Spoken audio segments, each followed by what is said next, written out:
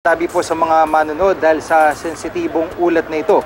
Sa ospital ang bagsak ng isang lalaki na taga Kalayaan, Laguna matapos salasin ng kanyang live-in partner ang maselang bahagi ng kanyang katawan. Kwento ng mga pulis, pasado 3:00 ng hapon kahapon nang makatanggap sila ng tawag na may kaguluhan sa Barangay San Juan. Pagdating ng mga pulis, inabutan nilang duguan ang biktima. Dinala sa ospital ang biktima habang inimbitahan naman sa presinto ang suspect.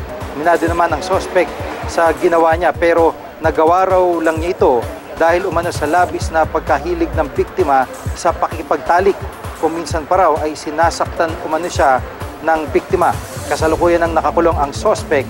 Sa Zamboanga City naman, arestado ang 6 na lalaki matapos umanong igang rape ang isang biktima. Kwento ng biktima sa mga pulis, madaling araw nitong Huwebes nang mangyari ang krimen. Matapos makapagsumbong ang biktima sa mga otoridad, agad sila nagsagawa ng operasyon para maaresto mga sospek. Mariing namang itinanggi ng 6 ang paratang. Nasa Zamboanga City lamang daw sila para mag-apply ng trabaho sa Coast Guard.